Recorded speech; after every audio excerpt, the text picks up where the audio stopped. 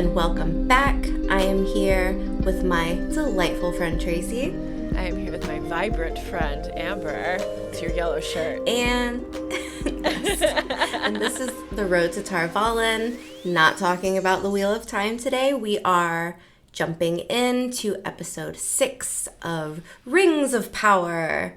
And we're starting off this episode with Adar planting these seeds. I think they're Elfrin seeds. I wrote it down thinking that I might remember.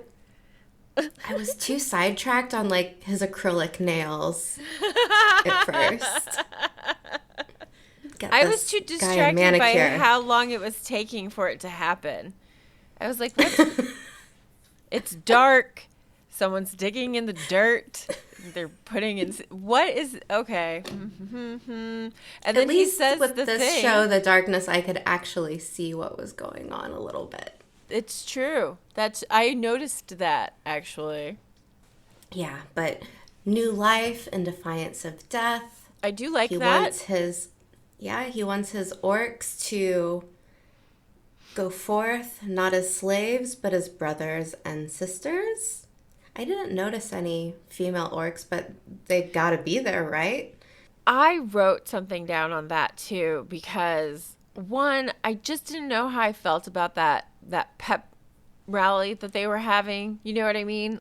I don't know how I feel about it. It was like I was supposed to feel sympathetic for the fact that they are enslaved, and I'm like, but you're destructive creatures. Yeah, I wrote down the exact same thing. Like, okay, cool. What is the reasoning behind this? The map looks pretty big. There's no other place for them in the world. They have to take from someone else. Right, yeah. So a little bit of a question mark there. We do get more answers later on in the episode, but it's still... This is one of those shows where I'm watching it before I go to bed. I'm like winding down. Yes. So it's helpful for me to kind of like turn my head off. Yeah. And when I watch the episodes in that mindset, really liking them, when I come back to rewatch and take notes, then I have many more questions. Yes. Yep. But I wanted to go back to like the brothers and sisters part, because I also was like, are there seriously any female orcs? Have there ever been any female orcs? And I mean, I don't want to necessarily be like binary focused on male and feminine, but I just can't help but always see the orcs as men, as like having that masculine, dominant, destructive warfare vibe. I don't necessarily see female orcs nurturing. Yeah, stereotypical nurturing mama orcs.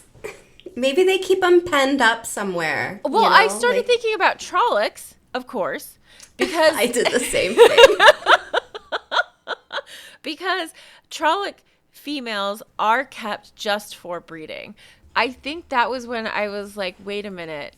Does this mean that the villagers that went over from the half that left when Bronn went, I was like, does this mean that they are part of this fighting crew? Like, that's where the sisters part comes in? Like, because it almost feels like an afterthought that he's saying it. You know, he's like, brothers, and then he's like, brothers and sisters. Like, he kind of forgot. Thanks, Adar, for being inclusive. Really appreciate that. So I'm glad that you like caught that too. It just felt weird. Yeah. Okay, so then we cut to the tower and it's empty, night. But Adar smells the elf, Arondir. Like, what do elves smell like? Very curious. Who knows? Damp leaves, maybe. That's what I would think. Wet wood. Wet wood, maybe brisk river streams. Ooh, I was just thinking water. Yes. Yeah, it would have to be in there too. Fields of flowers, sunlight. Arondir smells amazing. Yeah. Someone needs to make an Udûn Arondir perfume. That would be fun. I did really like this Okay, it's a little cheesy, and that's totally okay, but I loved this whole bringing down the tower. Right? Yeah. Like, we've got expert archery happening, and he hits the rope, and the rope burns, and this shoddy ass tower just falls right down. That was it. That was Yep. all it took. And then he does this like spinning back kick and kicks like a slab of concrete or brick or whatever, and it pulls the doors shut. And I'm loving all of these little like booby traps this Right? episode. It made me feel like a little kid again, Yes. watching it and being like, yeah, Yeah. get him. Yeah. Like very Kevin Home Alone. Yeah. I think that the battle mode Arendir was fun to watch. It was also interesting because the elves definitely seem to have like a more rigid form of fighting. At least he does. Like when Galadriel fights, she seems really fluid and like really bendy. Yeah. But Arendir Yeah. was more like everything about him seemed like really kind of like strong and straight and upright. Like that kick that you're talking about, I was like, your body barely moved. Like he just seemed so one piece. Does that make sense? It almost seemed like different fighting styles, you know? Yeah. Like Tai Chi versus, I don't know, Jiu-Jitsu or something. Like, Some other. maybe there's different styles of elf That's- training. He's like a woodland elf or something, having to do with nature. I don't remember, but maybe Galadriel is just something totally different. Or she's just that much older that she has like special skills that he doesn't, maybe? I think that's absolutely possible, yeah.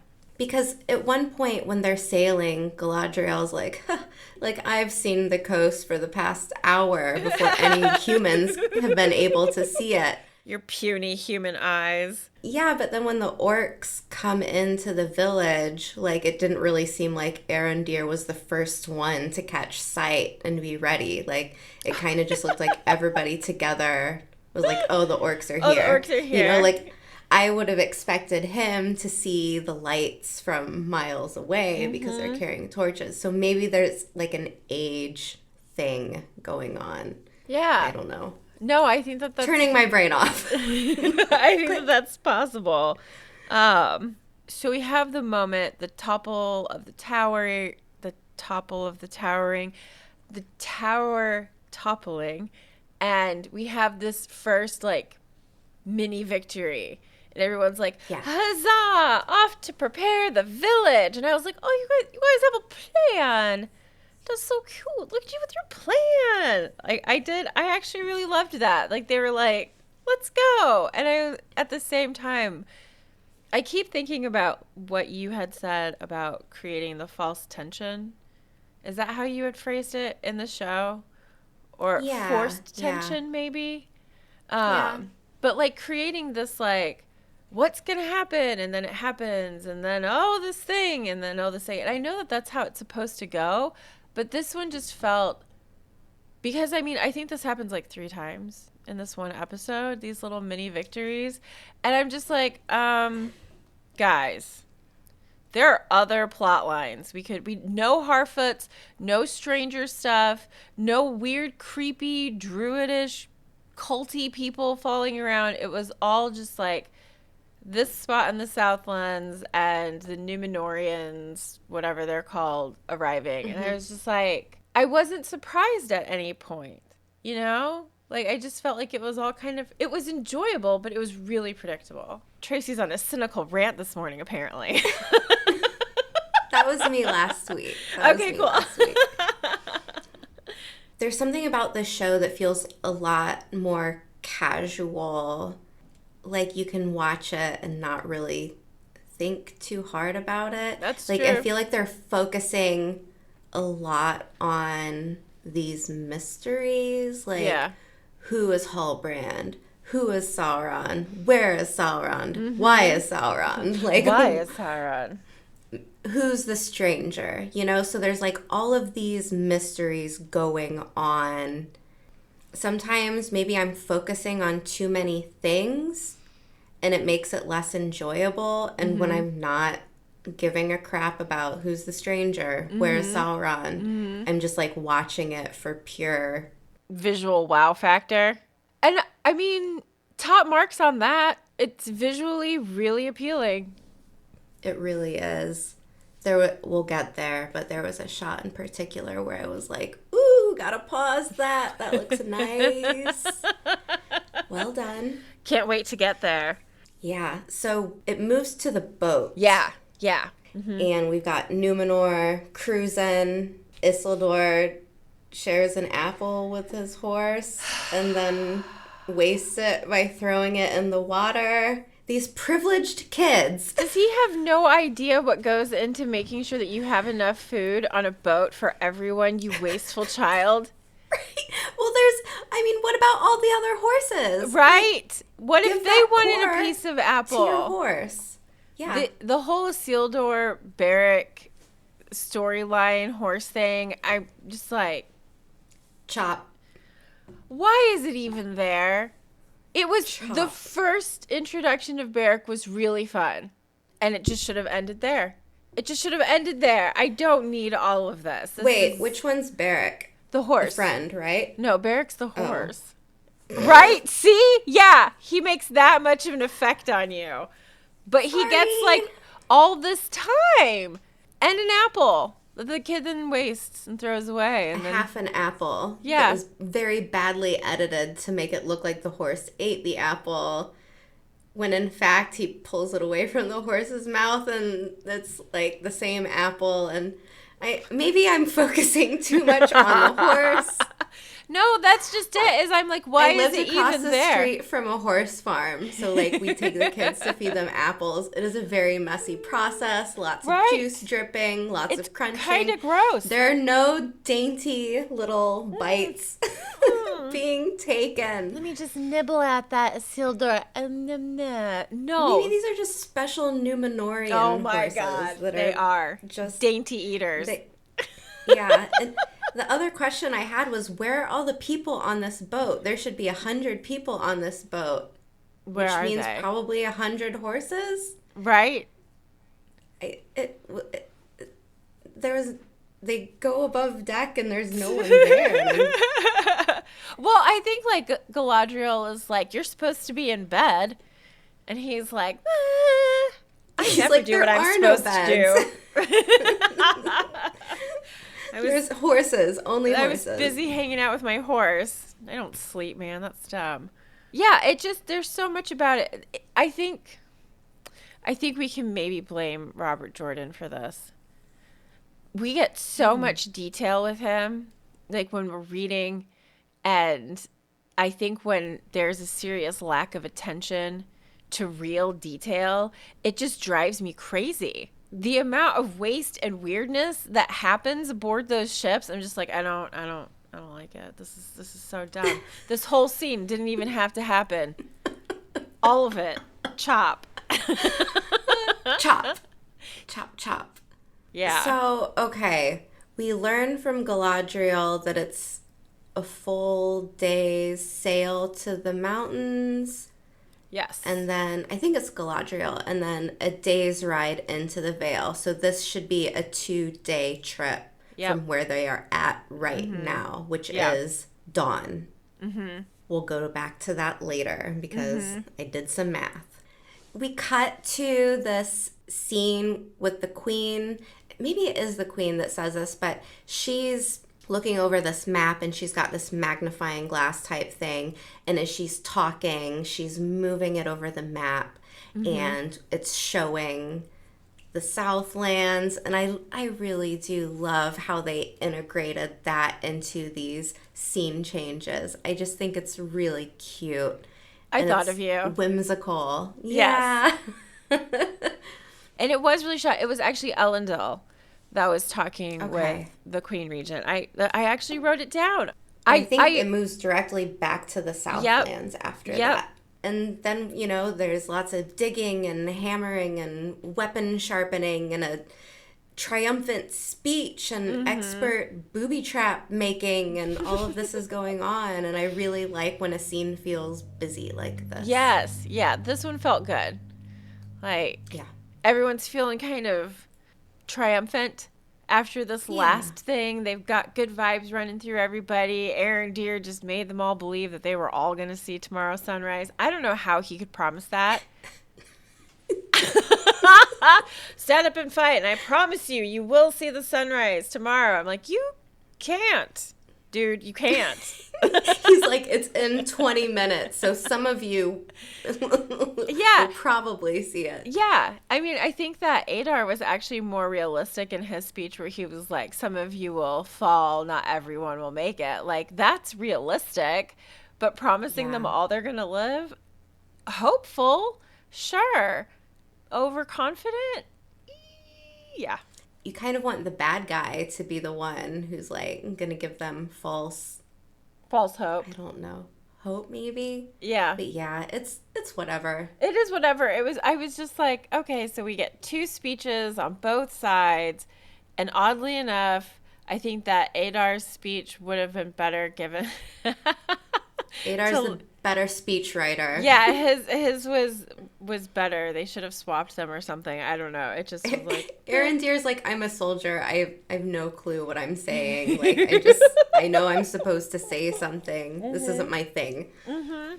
Aaron Deere and Bronwyn share a moment. They sure do. They sure do. How are you feeling about this elf-human relationship? Do you see any problems here? Like, I mean, of course, cool with it? but I'm cool with it. You know what? I am totally cool with people who, I guess maybe not people. I'm totally cool with finding love, with finding partnership, with finding support and encouragement and connection. And they obviously share those things. Yeah. And so I'm for it. I'm very much for it. I don't think it's destined to last. That's how I feel. No. No. I mean, he's going to live forever-ish, right? Right, yeah.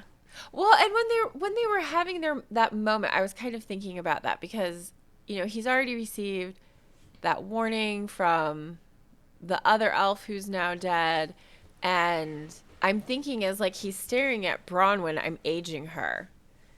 And yeah, that's exactly what I was doing. Yeah, that's not going to happen to him.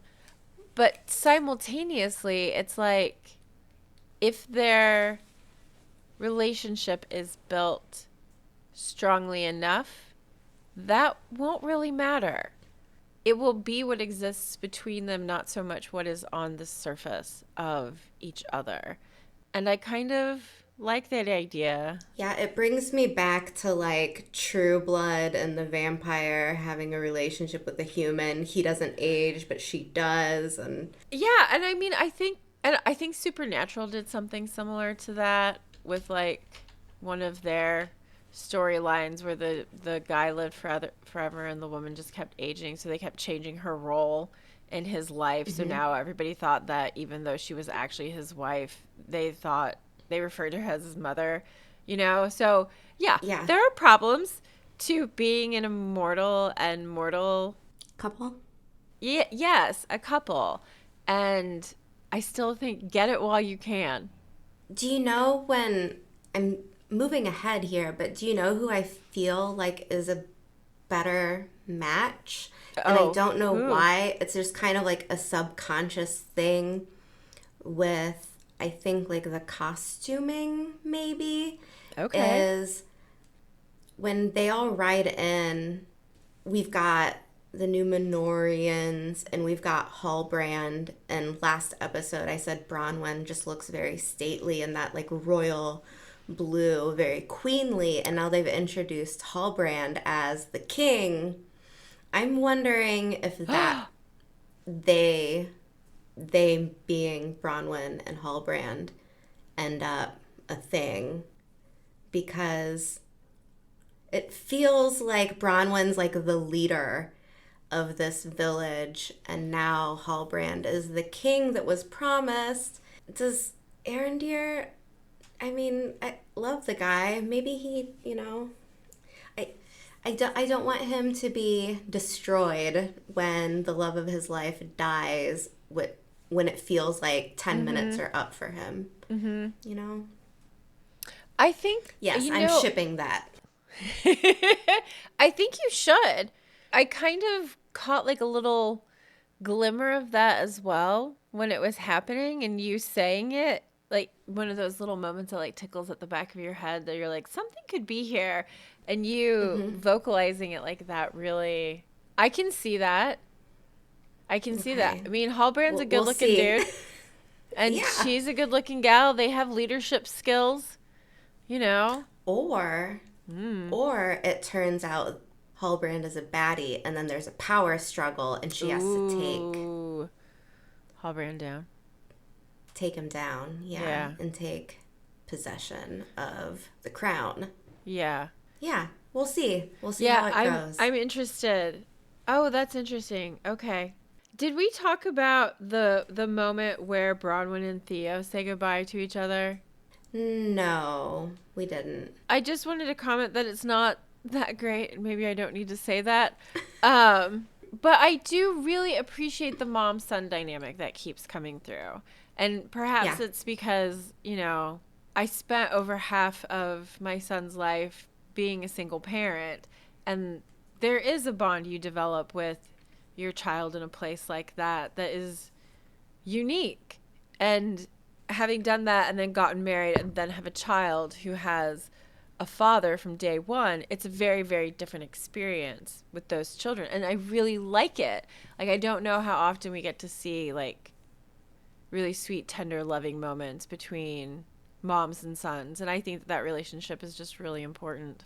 Even, like, the dad-son relationship between Isildur and Eldon, what is his name?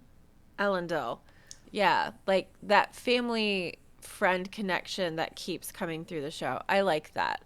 Didn't yeah, necessarily like same.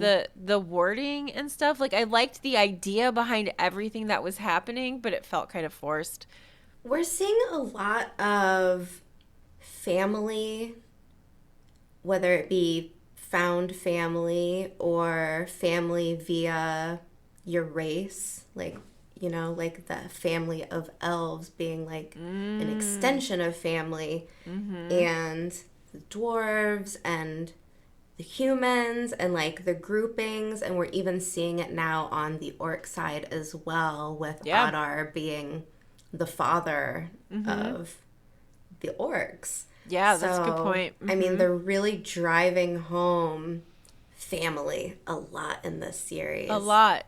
Thank you. Thank you for letting me like kind of back us up to that point cuz it No, it's a is. great point. Thanks. It is one of the things that I do really enjoy about the show, and since I've been spending so much time like kind of dumping on it, I figured I should say something a little nicer. And I think that the actress who plays Bronwyn does a really good job. Same. Yeah. All right, so orcs descend on the village.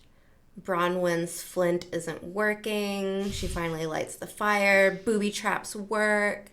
And I really loved the one on one fighting between the villagers and the orcs who are not orcs. Yeah. I mean, they think that some of them are orcs, but they're actually Yeah. fighting their brethren that departed. Yeah.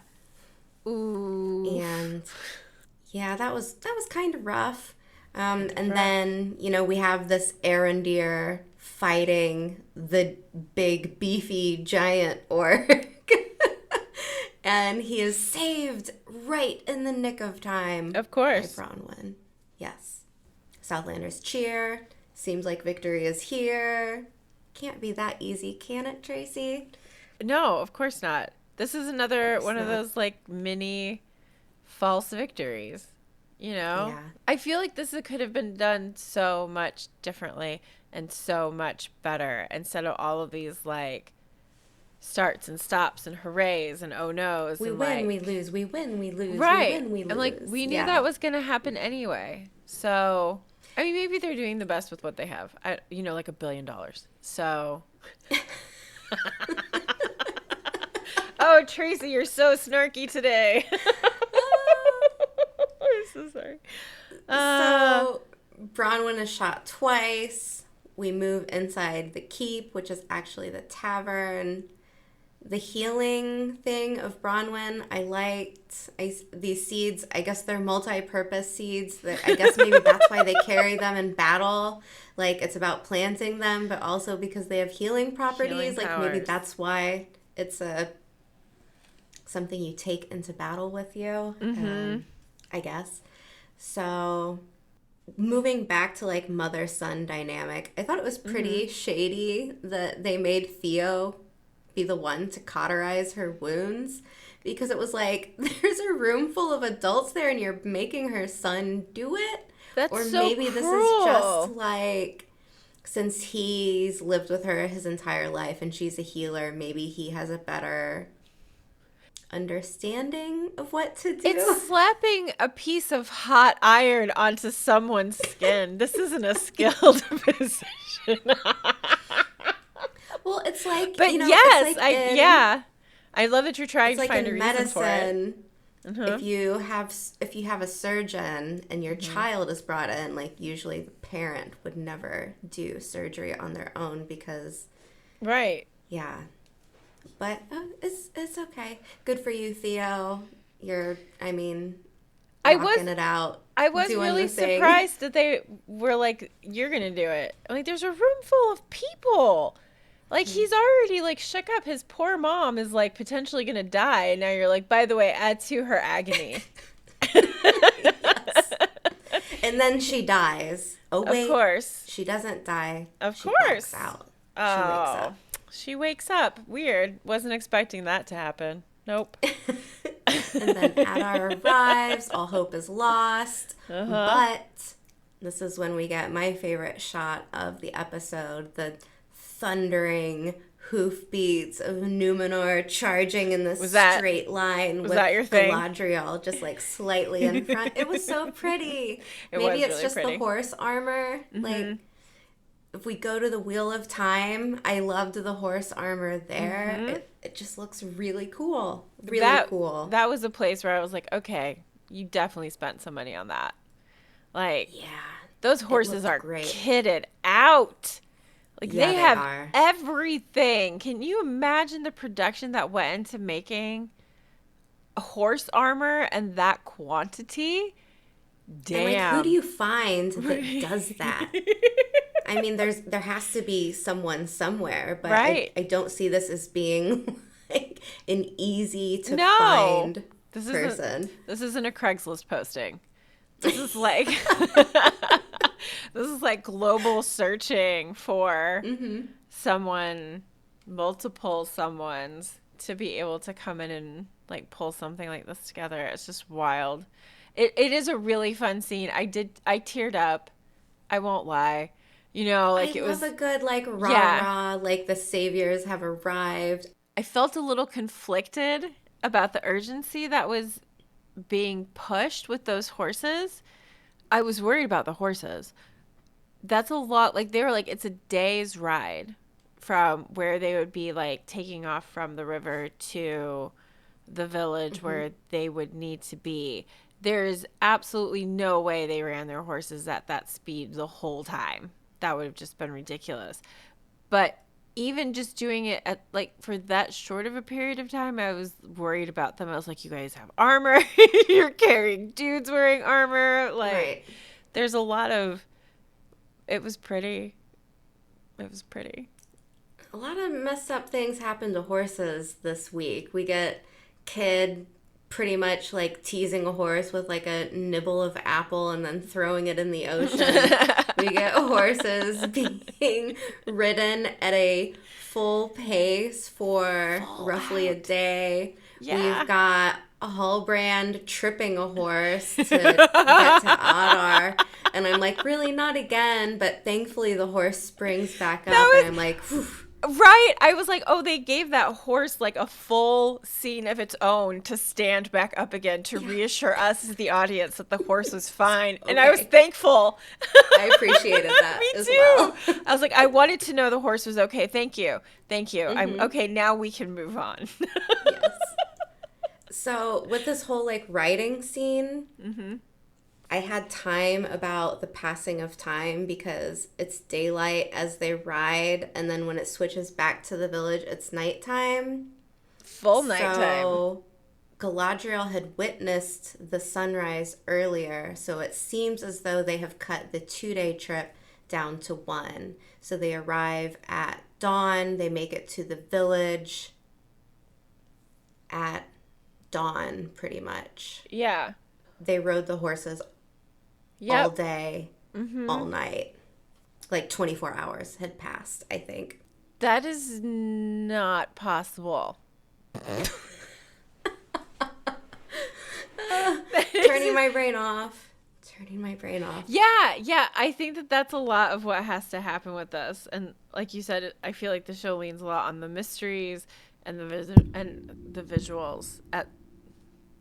It relies a lot on the mysteries and the visuals. Yeah. Yeah. And we get 2 Jurassic Park call-outs in 1 week. First with the goat being fed to the dragon and House of the Dragon. And now we have the water barrels vibrating in the Southlands before Numenor arrives. Yeah. And it was a interesting shot. I think it was well done because I was so focused on the water barrels that I didn't realize at that same time Adar in the background is like, well, Dreg, I have a task for you. And that must have been when he handed off the real key. So I didn't catch that until my rewatch. On my first watch, I was like, what? How did that happen? So glad I'm not alone. It was really distracting to be like, wait, what?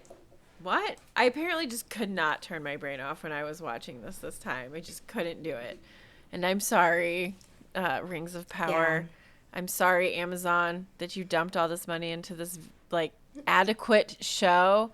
This is so dumb. This makes me appreciate the Wheel of Time more.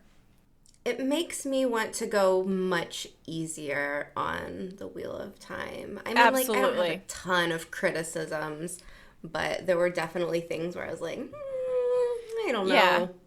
But now I'm looking at these 2 productions coming out from the same studio and how they're approaching them. And I feel as though there is a spirit of, well, this could go good, this could not go good, but we're going to give it our best shot with, like, the Wheel of Time stuff. And, like, they kind of admit, well, there were fuck-ups here, and, like, we're doing our best over here, and this is the budget we have. We're going to make it work. It's not as big. But, I mean, hey, we've been creative. We've made things work. And this show got so much money and probably a shit ton of hype on top of it.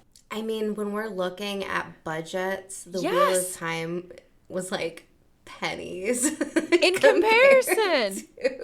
And I think that the effects were better. I think that the storyline was better. I think the representation is better. I think the relationships in the Wheel of Time are better. I didn't expect that to happen, honestly. I was a little worried that the Rings of Power would come out and everyone would be like, oh my God, it's so good. Wheel of Time looks like shit.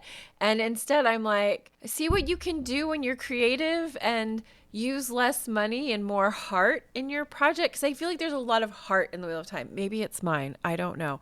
But you know, like, I just you might be onto something there. I could be incredibly biased. I don't know.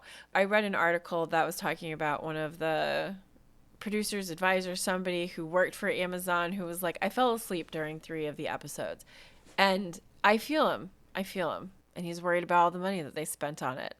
I get it. But where do we go next, Amber? The Numenorians arrive. They do this really cool, like, chain maneuver and take out a bunch of orcs, and they looked really great. They even had the callback to Galadriel's little fighting training montage because one of the soldiers does a stab and twist move, and I was like, yes, that was you, Galadriel. And yeah, and she's on her horse doing these sick moves, and I'm like, hell yeah, get it. Liked it. Yeah. Oh, Isildur is given permission by the queen to fight. She's like, go ahead. And he makes it all the way there just in the nick of time to save his dad. Of course. Yeah. So as Galadriel and Halbrand like take off after Adar, I loved this scene so much. I thought it was so cute. Theo looks to Arondir and he's like, "Who is that?" And he's like, "It's the commander of the Northern Armies, Galadriel." And they both look like starstruck children. Right? Like, it was really cute. The music was all wrong for that moment. It was all wrong. Like, it should have been like far more sweeping and grandiose, like just based,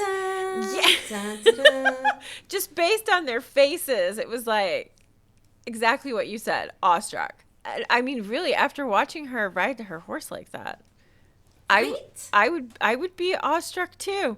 Pretty cool. It was a cool scene. Mm-hmm. Then we kind of like get into the forest, and Galadriel and Halbrand are ready to kill, capture, attack Adar. And Halbrand trips the horse. Horse is okay, thank goodness. Right. And Halbrand's like, "Do you remember me?" And he's ready to, thrust a spear through Adar's neck, but Galadriel saves him in the nick of time. Were you really expecting Halbrand to kill him? I just didn't see this being the end of Adar's story. I think they could have done it. But then we wouldn't get a backstory on how baby orcs are made. Right. So we needed to keep him to like continue to feed the storyline. Yeah, like his backstory is actually, in my opinion, maybe more interesting than some of the other stories we were given throughout the season so far. I don't know if I understood it completely. Could you break it down for me a little bit? So Adar is a race of elves.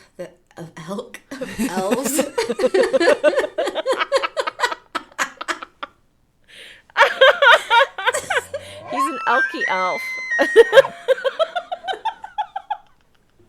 Wow, your elf calls. Oh God, your elk calls are really top notch. Thank you. So he's an original orc. He's like the first orc, and these elves are bred to create the offspring, which are the orcs that you see pretty much in his army. Okay. And that's why they all call him father. Okay. And he's apparently searching for a new home for his children. So like that's why he keeps saying Uruk. He feels like it's disrespectful. Right. Yeah. And so he's kind of like explaining, like he's looking for a new place for them to flee and start a new life there because they are slaves. Like he was taken into slavery, and his orc children are slaves now too. So he pretty much doesn't follow Sauron anymore. He even says that he killed Sauron. Yeah. And Galadriel's like, BS, not true, but whatever. It's all right, but I liked this creation story because it does answer weird questions that I had. Yeah. Okay, thanks. Because I was just like, it just kind of confused me. It also still makes me think that the Elven King is somehow involved in this in the background someplace, and I just feel like he's tied to this somehow. Well, he doesn't seem completely trustworthy, does he? He does not. I mean, he tricked Elrond. And manipulated other people to trick Elrond too.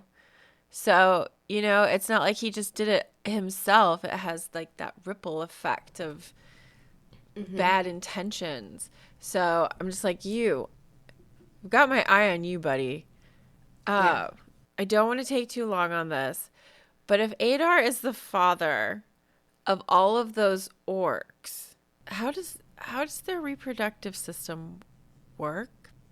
This is going to get weird. I don't think that Adar is constantly creating more orcs. I think like he was the original, and then a line came after him, and then like the orcs procreate on their own after that. Okay, thank you. Thanks. Because I was like, damn. Many lines. Adar is Many lines. a busy guy. Wow. That's why it's taken all of these years for them to finally make it to the Southlands.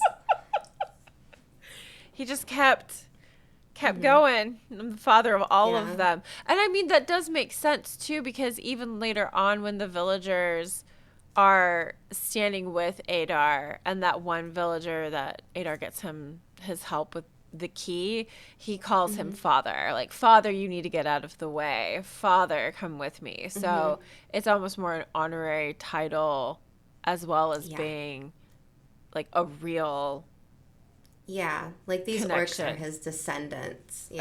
Okay, that makes more sense. I really kind of struggled with that, and maybe it was just because like I had to watch it twice and then look online. So thank you for bringing your knowledge.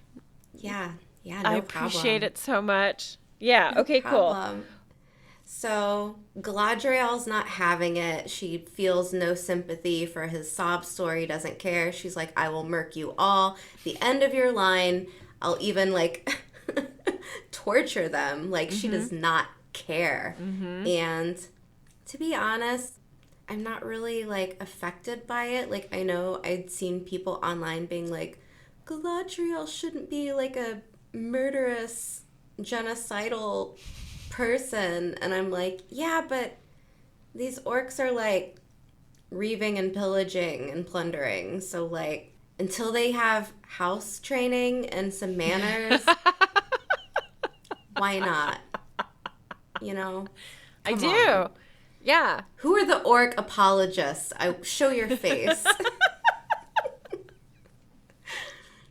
So anyways, she's like, whatever. And then they're in this barn and Galadriel's ready to murder Adar. And right before he gets murked, he's saved in the nick of time by Halbrand. So now it's a reverse nick of time saving from the previous nick of time saving.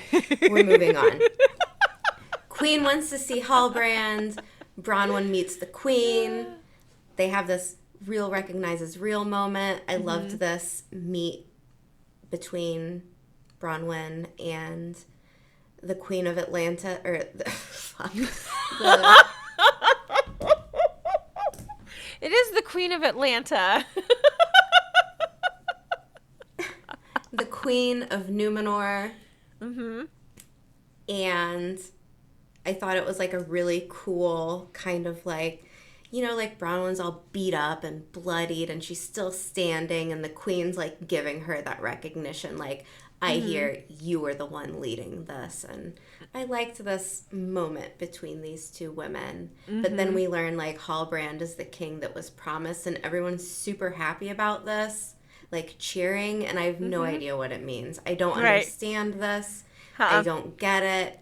Maybe it will be revealed later on, but it was very hard for me to be excited about this because I know it's shocking, but we don't know who Halbrand really is. We don't know his story, so like I'm not really invested in him becoming king yet.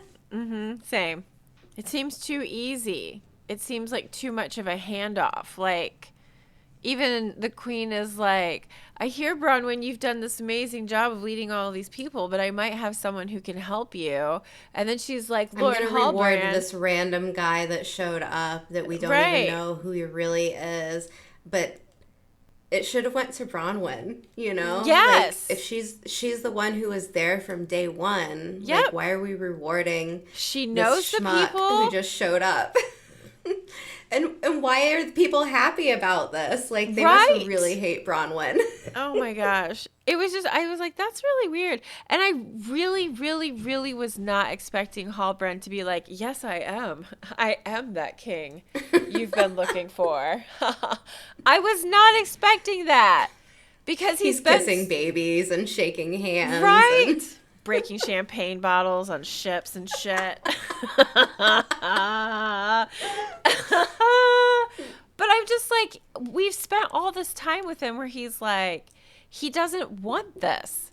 He does not want this. And now he's like, hand me a crown. Yeah. What So, happened? or maybe just, you know what though? Maybe these villagers are just really sexist and they're like, thank God, a man So king. weird that that would A happen. That man would king. never Is there any happen. other kind? I mean, you know what? That could be an entire discussion in and of itself, but not in this show. A man is a king, and Hi, King apparently, Margot. yeah, we need. I found the exception. Found the exception.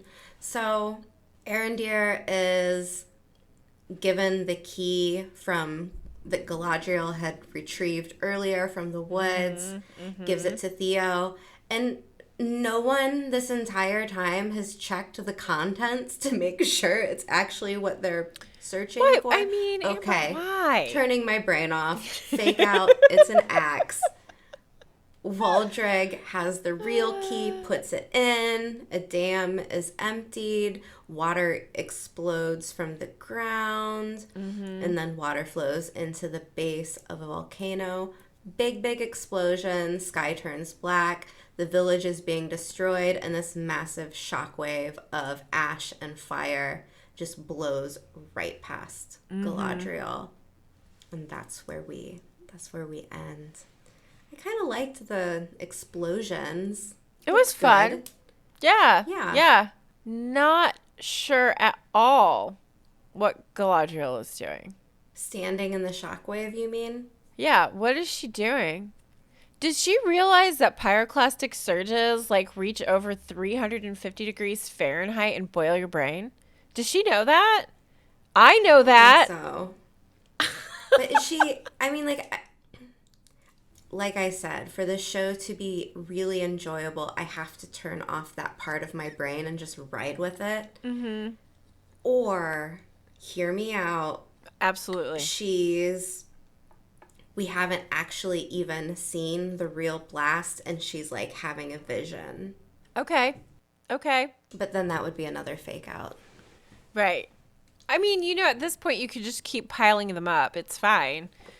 You know? I was thinking of an episode, you'll appreciate this, of Drain the Oceans. And Ooh, I love that show. they were talking about the most dangerous places to live in the world are on coastal areas where there are underwater super volcanoes. Yeah. And I guess there's something about the water mixing that makes them so incredibly dangerous that Yes. like the explosions are just massive and on Yeah. another level. That So absolutely makes when sense, I too. when I watched the water kind of like flowing into the magma, Uh-huh. I was like, okay, like I'm fine with this. Yeah. Totally fine with this. That was actually one of the parts where I was like, "Oh, good job. That was cool." That's exactly like my brain. What a destructive force is being created here. Like Yeah. between the Yeah. water hitting the magma and the steam and the rock and everything, like you are building pressure upon pressure. And I mean, not that volcanoes need to be any scarier than what they already are. They're pretty fucking scary. But then add that extra like catalyst to it of the water and then the steam, and you have something that's, I wouldn't say atomic level because you wouldn't have like that radiation effect to it, but like the destructive level of it is Yeah.